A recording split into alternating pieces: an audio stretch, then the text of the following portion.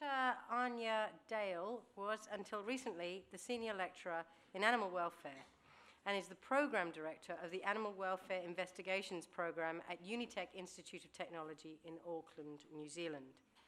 She's now the Chief Scientific Officer and Head of Animal Welfare Science and Education at SPCA New Zealand.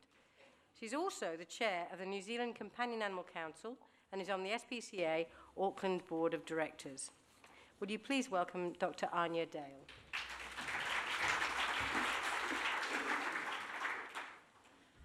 Thank you very much. Thank you very much for having me here today. It's great to be able to represent New Zealand here, and apologies for being the last session of the day. I know everybody is keen to get to the Sheltermate cocktail party, so I will do my best to go as fast as I possibly can and absolutely keep to time. So what I'm here to talk to you today is about some research that we have done, trying to answer one of the questions that we had about cats to see what are the welfare states of cats living in different conditions. And so this is some research that I did in New Zealand with a team of 10 researchers, one of whom, Dr. Jessica Walker, who's sitting over there at the back as well, is here as well today. So in terms of cat ownership, just to set the scene, we have the highest rate of owned cats in the world. So 48% of our households have at least 2 cats living within them. And we have an estimated owned cat population of about 1.5 million. We're much higher than the UK, higher than Australia, higher than America. Yet in New Zealand, we have, just like everywhere else in the world, and like we've heard from the presentations today, cats are really controversial. In terms of all our species, some of you may know about the fact that we have predominantly ground-living birds, many of whom are endangered, and because of that, cats become a really polarising issue to our society. We know we are not unique in this, but we have a lot of very media-savvy proponents on both sides, and so the debate is often in the media. So we have headlines like the SPCA releasing cats into the wild, and the little ball of fluff you own is a natural-born killer. In relation to issues around cats that seem to come up in New Zealand and probably likewise around the world, we have issues around predation, and we don't really know what's going on in terms of predation. So some of the research that we're doing at the moment is working with National Geographic and actually looking to put cameras on cats and find out what our predation rates actually are across different groups of cats. So that's some of the research that we're doing. Also, disease is another thing that comes up. You know, cats spread all these diseases, it's a disaster. And so we're also looking at prevalence rates of FIV and FELV as well, so that we can actually get some answers to some of these questions. And then, of course, people talk about cats that are living free or outdoor living cats or stray cats or feral cats. They have a reduced welfare state. But we didn't really know if they did. So we wanted to look at that, and that's what I'm talking to you about today. We also... There's also issues around people that want to manage cat colonies and about whether or not they're crazy cat people or not. Normally in New Zealand they're referred to as crazy cat ladies. And so we're also working with cat carers to see if they actually are crazy or not, or if they're just lovely people. Now, I just have to let you know it's taken about 2 years to build up the trust to be able to work with these cat carers because they're really, really secretive in New Zealand. They're not treated very well. There's a lot of media expose, and so it's really been a difficult process in terms of getting them to trust us. So just in terms of New Zealand, we don't have any cat-specific legislation, okay? So we're quite different to you guys and other parts of the world. Cats predominantly fall under our Animal Welfare Act, and under the Act it allows for codes to be written, codes of welfare, and we have a Code of Welfare for Companion Cats that was written in 2007. Within that defines what we talk about when we talk about cat categories, and John talked about the issues that we have around categories of cats in New Zealand and the difficulties that they pose. Okay, they pose it for everybody, and the media can always get it wrong. People that should know get it wrong. And so just to clarify what we're talking about when I talk today, when I talk about companion cats or own cats, these are the cats that, you know, they're the cats in the lab, cats living at home, okay? When we talk about stray cats, we've got 2 different types of cats. These can be cats that are just stray, no one looks after them, or they can be cats, but they live near humans, or that we can have managed colony cats, okay? And then we have our feral cats, And so when we read literature, when feral means different things in different studies in different parts of the world, it makes it quite confusing. But our feral cats are cats that have no contact with humans at all. And we're not talking about feral cats today. So in this presentation, we're not talking about the feral cats, we're talking about own cats, stray cats that aren't managed, and managed colony cats. There is, just like we've heard all through today, there's huge amounts of confusion around cats. In New Zealand, there's a really big issue around who owns the cat issue, who owns it. So we have no real ability in central or local government to actually manage cats. So in New Zealand, there are a couple of bylaws relating to cats being a nuisance. And there's also some limiting cats' numbers within properties, but they're not really enforced, and they're only enforced if there's a complaint, and no councils take cats in. So we're quite different in that respect. We did have a council in New Zealand that did take cats in, that shut down earlier this year, so no councils ever take cats, so they don't deal with the cat issue. Cats are not dealt with by anybody, except, of course, cat rescue organisations and the SPCA. Okay, so there's a whole lot of issues around that. And then, of course, the issues, just like John talked about earlier, what happens with healthy cats? Do we want the healthy cats to come into shelters? They're just going to get sick, we're going to euthanize them. What do we do when the cat's injured? Who actually deals with that? Do we deal with it? Should vets deal with it? Should we get the bill from the vets? So there's a whole lot of issues around that. A whole lot of issues around managed entry and how we communicate that to the community. And we've heard lots about that as well, so we don't need to go into that. Cat carers in New Zealand, as I mentioned, have had a difficult road. This is one of my cat carers here, Anne Batley Burton, who is fantastic. She is brilliant. She's also a millionaire. She sells champagne, but she also looks after all the cats in Parnell, which is one of the more affluent suburbs in Auckland. We've also had a lot of issues with safety of the colonies. So a lot of people want to know where the colonies are so they can go in and remove them or kill them or do other things to the cats. So there's a lot of secrecy around where these colonies actually are. And then we also have our Department of Conservation that manage cats as pests and manage them under lethal control. And so they're the ones that are in the bush that are very likely having a major impact in terms of predation on our native species. So in terms of some of the assumptions, following in the theme of lots of our previous speakers talking about assumptions, there's a lot of assumptions that own cats have a better welfare than stray cats. So that's out there in the community. Also that colony cats have a better welfare than stray cats without a carer. But we actually don't really know that. There hadn't been any objective, systematic comparative analysis. And because of that, and because of this issue coming up time and time again, we decided, why don't we actually look at this? You know, it's a really data poor area. It's quite a challenging prospect, but it will actually answer a real question that will help us inform the cat issue is a worldwide issue. So the aim of our research was to collect empirical data on the welfare states of 3 different groups of cats. So they were our own cats, our managed colony cats, and also unmanaged stray cats. So in terms of how we went about this, we wanted to create a welfare scoring system that was really robust and validated and objective. We also needed to be able to do it visually without actually touching the cat, because lots of the cats we couldn't handle at all.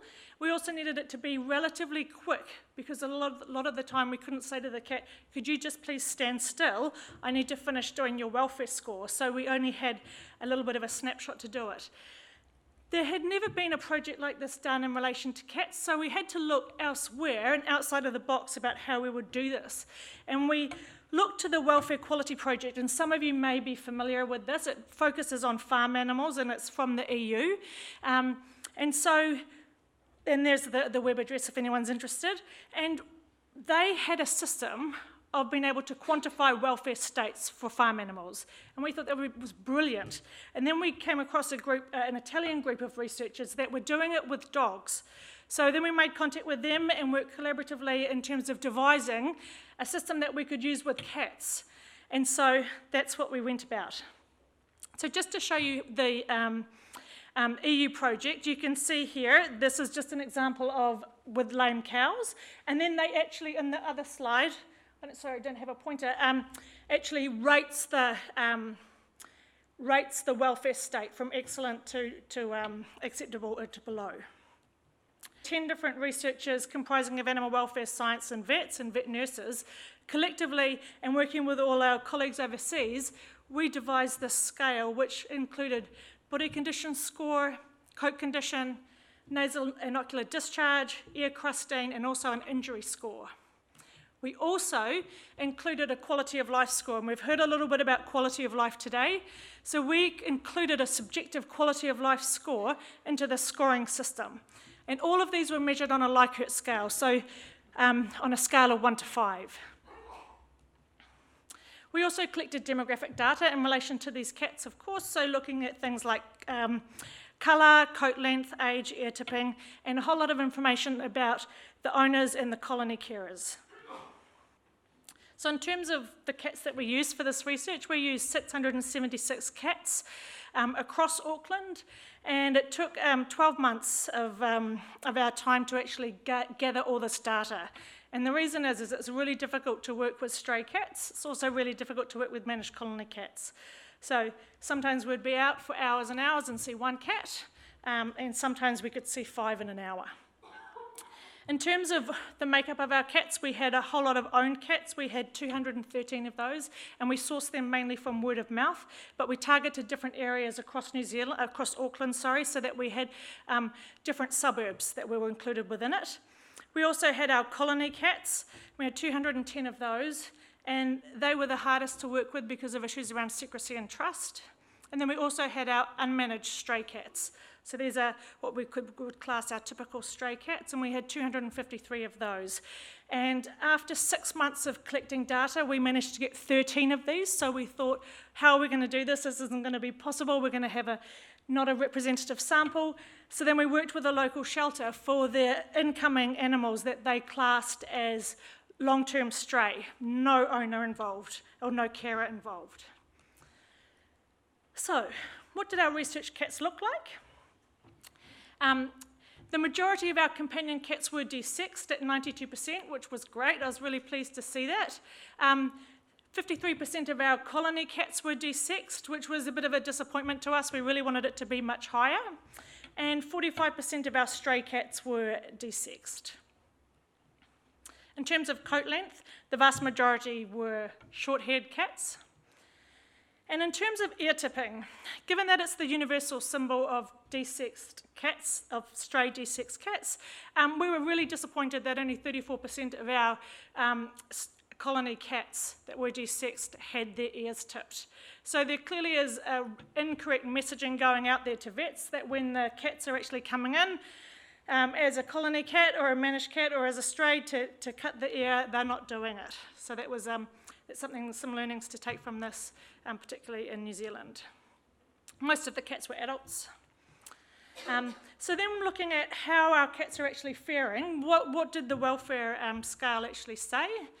In terms of a body condition score, which was the first index that we looked at, most of the cats had an ideal body condition.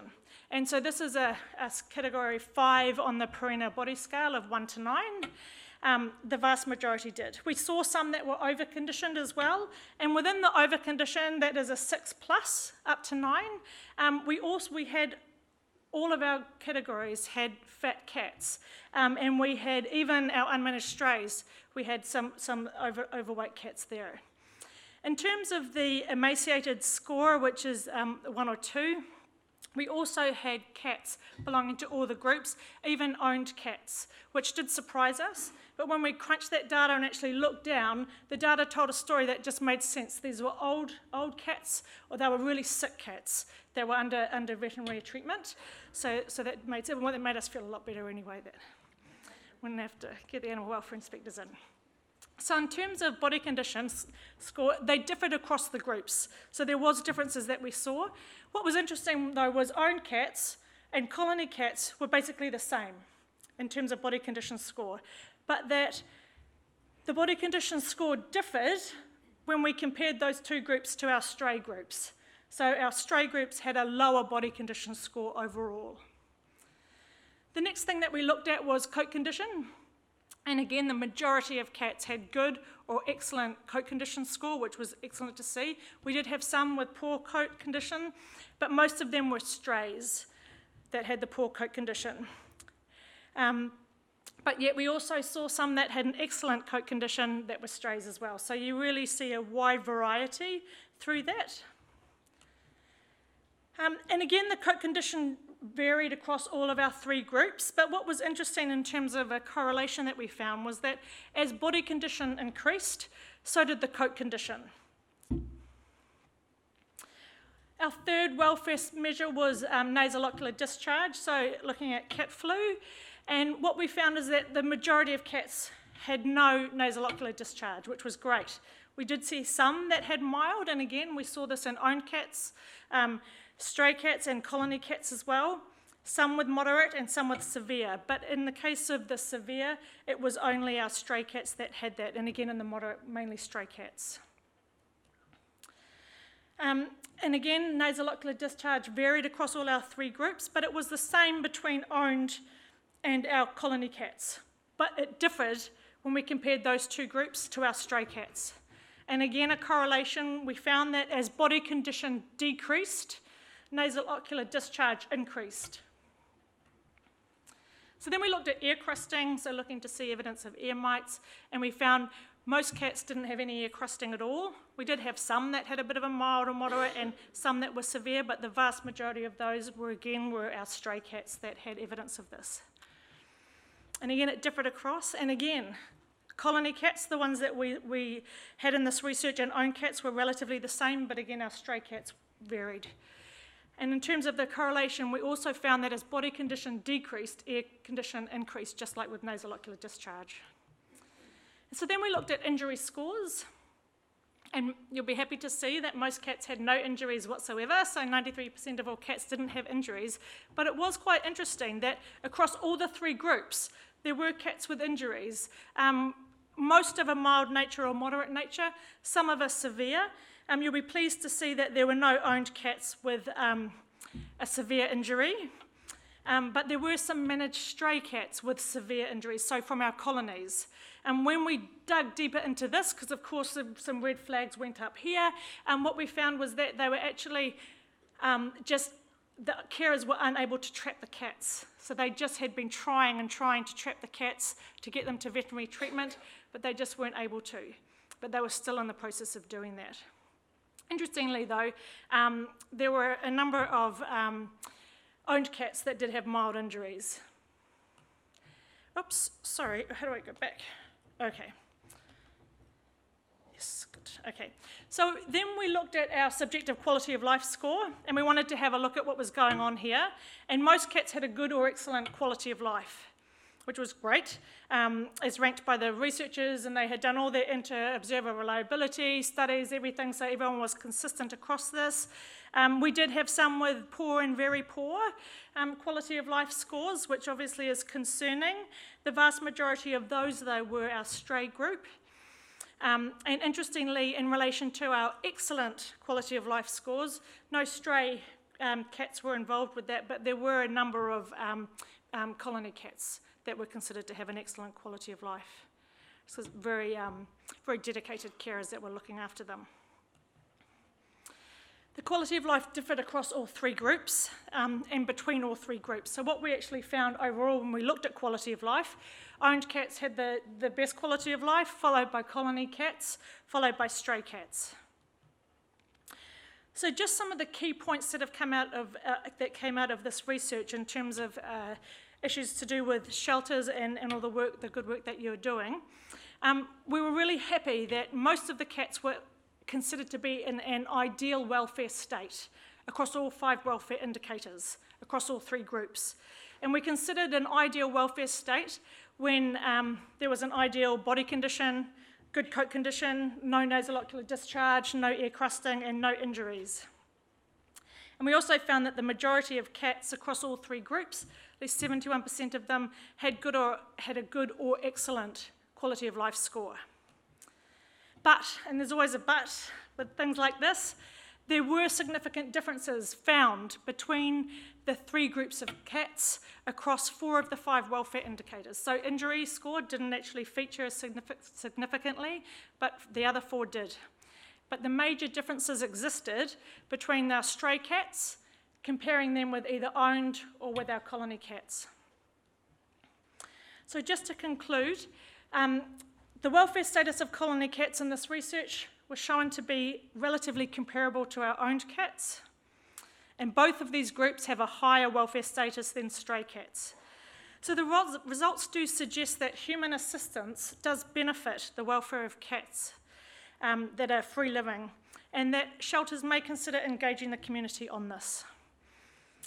Thank you very much. And just to show that I'm not just cat, I also do a lot of research into dogs. In fact, most of my research has been dogs. And also I've got a rabbit up there just for you. But I've also got alcohol to thank Mark and to lead into the cocktail function. But I'm sure there may be some questions. Yes, so thank you very much. Okay, thank you. Maybe our other speakers would like to join us on the panel. Thank you, John.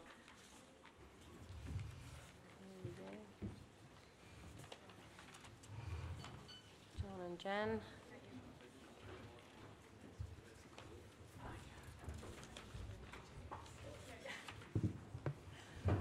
Thank you. Okay, who'd like to kick off? Down here. Oh, sorry, down here. Where are microphone ladies? Oh, thank you very much.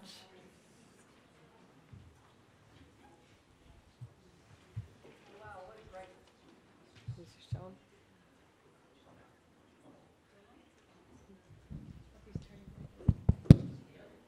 That's all. What a great afternoon. So thank you to all of you. It's so inspiring. Arnja, I had a question for you because it's fantastic that you're doing this research and doing it closer to home. When you selected your companion cats, did you select them randomly, or could there have been a bias there in terms of getting people that perhaps had better care? Because we know there's quite a range of care with owned cats. So how did you select that group? Do I need a microphone? Yeah. Okay. It's on. Okay. So with our own cats, we did 2 methods of selection. One was word of mouth, so people that knew, and then the other method was through advertising with local schools, so that there'd be people that didn't know, and community papers. They were our 3 methods of selection for own cats. So we tried to target different areas of different socioeconomic criteria, but it wasn't completely random, and I absolutely didn't let any of my researchers go door knocking unannounced. Yeah, just from a health and safety perspective, we were unable to do that. Sure. Yeah. And those studies are difficult to do. I guess it would suggest that there could be a bias in that people who cared better for their cat wanted to participate, whereas if you'd done a phone random telephone and picked people who would participate, but even so. And I guess it highlights the difficulty of doing these studies, and I congratulate you on doing it because it really it provides a bit more information on that support of free living cats being relatively healthy. Thank you. There was one other method as well. Sorry, I forgot. It was through vet clinics where we actually had people stationed for people bringing their animals in, and they would do the assessment waiting to see the vet. Yeah. Okie dokie, up the back here. Thank you. Got you? Got you. Question about TNR. One of the key issues that people raise is the effect on our wildlife, because our wildlife hasn't evolved with large predators or predators like cats. Do you have any suggestions on overcoming that issue? And secondly, some of our larger, in the state that I'm in, some of our larger shelters have opposed TNR on the basis of it being abandonment. So I guess your research, Arnja, would indicate that if they're managed colonies, it's not going to be a problem. But do you have any suggestions on overcoming that issue as well? Oh, 2 questions there, aren't there? I think John. Yeah, John for the first part. So for me, I think the question is how you deal with people who are concerned about wildlife. Is that the question? Yes. Yeah. Well, again, one of the points I was trying to make is the purpose of these types of programs is to reduce the number of cats outside in the community. It's the methodology that gets controversial, but generally speaking, I don't think, I certainly don't myself, but I don't think any of us would disagree that there should be fewer cats roaming around outside. And, you know, Dr. Dale was studying and looking at, you know, 3 different categories of cats in various states of relationships with human beings, but those cats that really have little to no human contact with us or managed in colonies, ideally we wouldn't have to do those things. And we would really only have cats that fit into the first category that she was looking at of owned cats. So what I say to the wildlife folks is work with us to achieve this, because it isn't a realistic approach to say the way to solve this problem is to just go out and kill a bunch of cats. It's just not going to happen. It's not going to happen for financial reasons, and it's not going to happen for public reasons. I mean, the public is not going to stand for that either. And I know there are people in the public who would be fine with that solution, but there are more people that are not, I assure you. So in the end, folks that are concerned about wildlife really need to do a better job of working with us. And frankly, we need to do a better job of working with them. You know, too often I think we get involved in a cats versus birds. Well, it's not cats versus birds. I love birds and I love cats. I love all kinds of animals. It's not one is better than the other. Although I will suggest to you that people in general, the reason why they support a more humane or non-lethal approach to reducing populations of cats is because we tend to have relationships with cats. I mean, you just saw in New Zealand, 48% of households have an average of 2 cats. In America, it's more than a third. And certainly in this country, it's around that level. And many of us either grew up with a cat, or the neighbor has a cat, or we have our own cat. And so because we have that relationship with a domesticated animal that we've had for thousands and thousands of years, people aren't just going to say, forget it, just kill them all. It's just not going to happen that way. There are people that want to do that, but the point is those people are a small percentage, even though they're loud and even though they're upset. I think it was in your presentation, Jan, you were talking about, you know, don't make policies that focus on a small percentage of people, right? So if it's 10, 15, 25% of people that say, yeah, sure, kill all the cats, well, that means there's 75, 80, or 90% of people that say don't do that. And what we tend to focus on is that smaller group because we want to try to sort of solve that problem or make them stop complaining. But your policy choices really have to look at what's the overwhelming desire. And I assure you, the overwhelming desire in our communities is to find a non-lethal way to reduce the number of cats in our society. Can I just add something on that so what we're doing in New Zealand is we're working with the National Pest Strategy at the moment in terms of the whole cat issue and the issue in relation to predation. So no one's saying cats don't predate. We're well aware that cats do predate. We're not sure how much they predate and what they're predating on. So that's why we're doing some other research in relation to this. But what we're saying is that you map out the ecologically sensitive areas across New Zealand, and we will work with you to make sure that there's issues solving the cat issue within those areas, particularly in terms of working with our community to make sure that they keep their cats indoors and that they do it in a humane way. So there's a whole lot of strategies that we're working on. What we've found is they're not able to map out the ecologically sensitive areas. They would just like the whole of New Zealand to be ecologically sensitive, which is fine, but we also need to balance that with the benefits of cat ownership. So it's just a balancing act. And just in terms of TNR, in New Zealand, and from the SPCA perspective, we don't actually have a policy in relation to trap, neuter, return. There are some centres that are doing this, but they are doing it in a very targeted way. So really targeted trap, neuter, return and going systematically through suburbs that are the main, so crunching all the data in terms of incoming animals, identifying the high-risk suburbs and actually working their way through that systematically. But it is very, very controversial. Everyone terms it release rather than return, and we have the same legal issues that John talked about in relation to abandonment under our Animal Welfare Act, and some very vocal bird lobbyists are making this front page of the media quite regularly. Yeah. Thank you. Over here. Yeah, you go first. No, you can go. Change your mind? Oh no. Yeah, I really believe in, CNVR program, rather than mass killing. So well done, John. So, but my question is, do you know what type of suture material vets use to close the surgical site? Suture material. Suture material. What suture material? So we're looking, is it dissolvable? Dissolvable or Yeah. non-dissolvable? Yeah, it's a dissolvable. Well, for the females, it's dissolvable. With the males, No, it wouldn't be our surgeons anything. are so good. They can cut Yeah. this tiny hole and they literally Yeah. just glue it back together Yeah. for the testicles, to remove the testicles. But the females, all of them, after their surgery, they stay with us until the vet says you're okay to go back outside. So they make sure they've recovered appropriately, especially the females, because you've cut into their body and you're really cutting some serious stuff out of there. The males, they can rebound pretty rapidly. Oh, sorry, but overall, it's all dissolvable.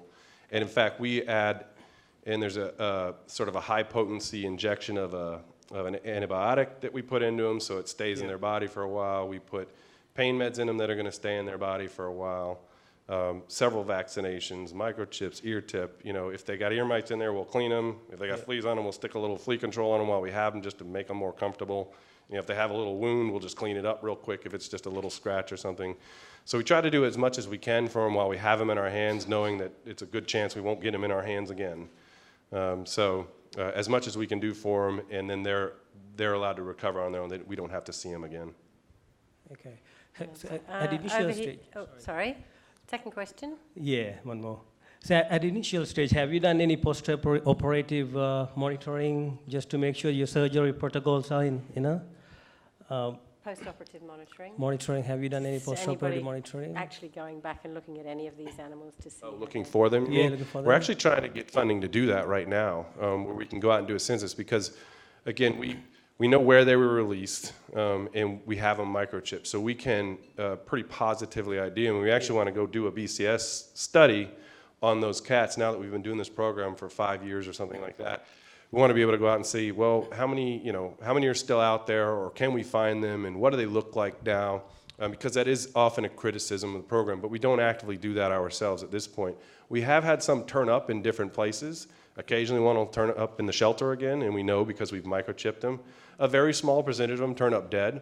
Like I told you, we're the agency responsible for picking up dead animals, including dead cats. So we scan every dead animal we pick up, dog or cat, and so we've found we've done about 12,000 of these cats now that we've returned in our community, and we found a couple hundred that we've picked up ourselves.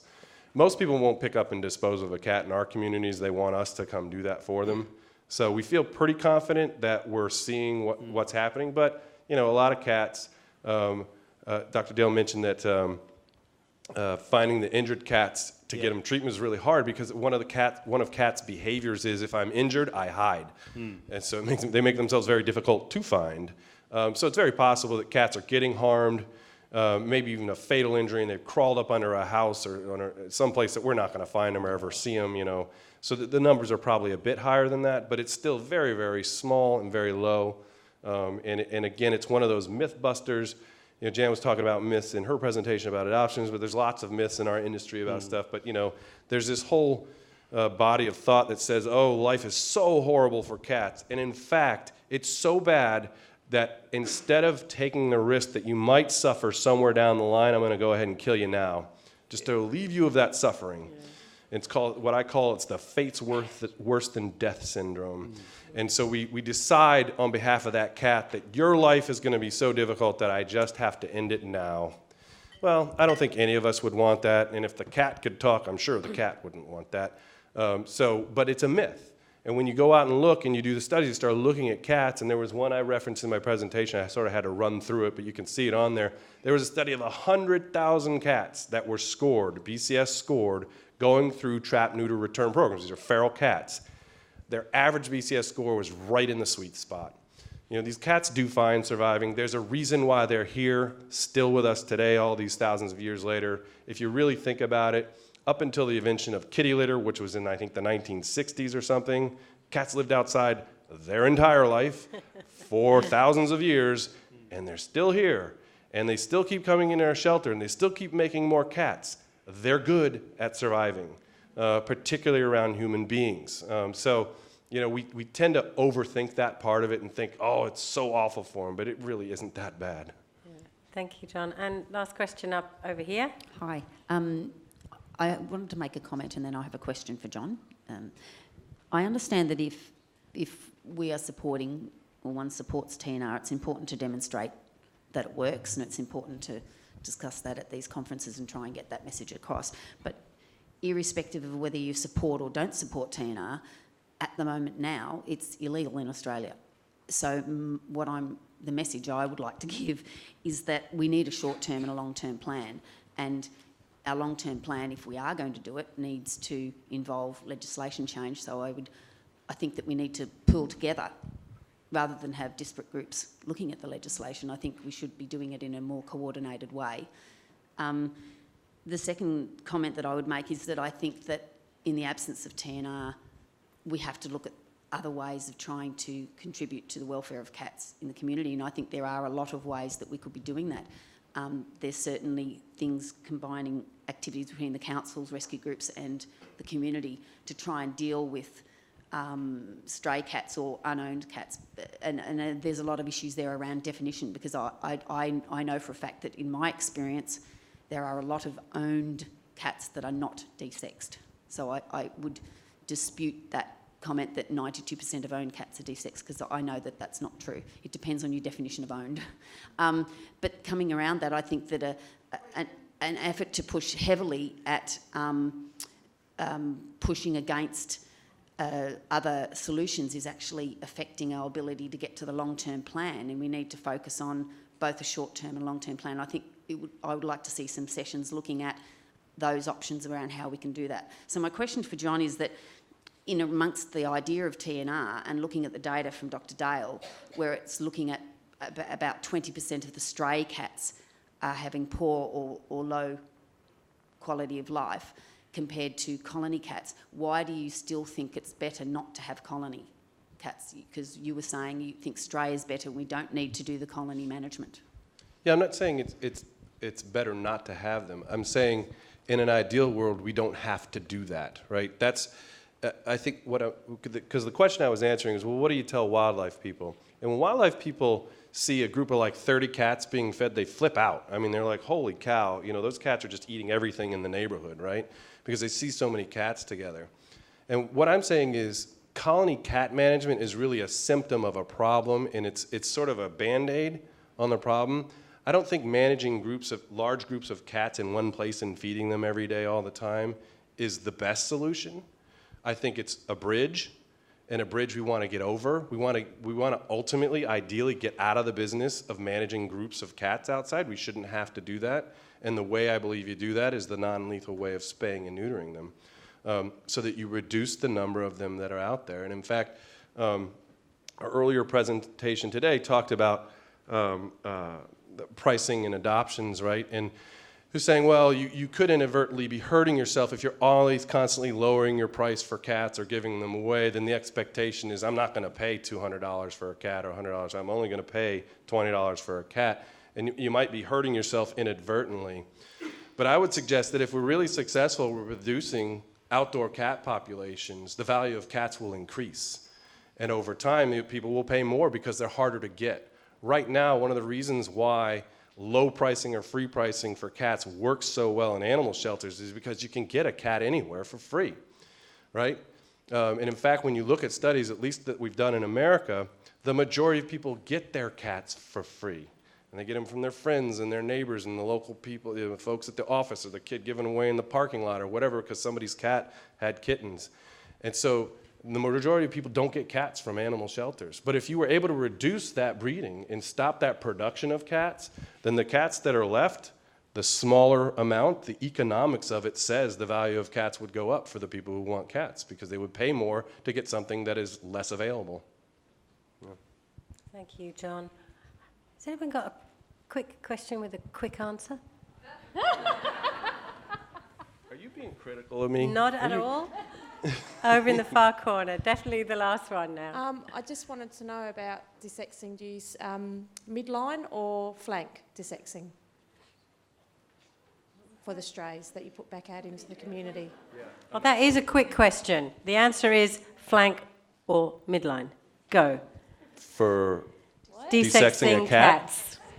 Right, yeah, right, they go right in the middle. Middle. Yeah. Midline. Yeah, midline. Fantastic. With well a tattoo. Done. Nice work.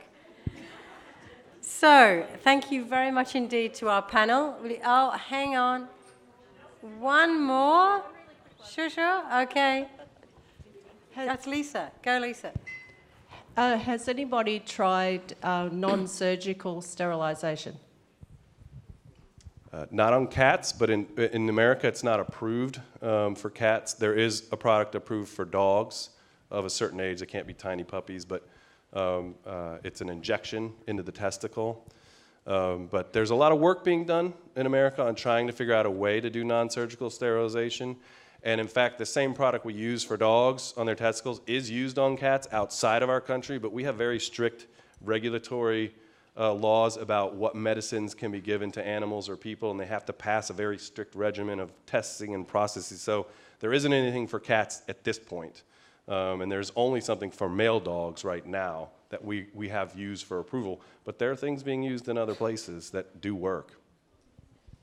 And I would just add to that, it's actually not as cost effective as we would hope. When you're doing high volume, high quality spay and neuter, it's actually less costly for us to do the surgeries at this point than it is to do the injection. Okay, thank you very much. Right, now, would you like to put your hands together and thank our panel for their wonderful presentations this afternoon?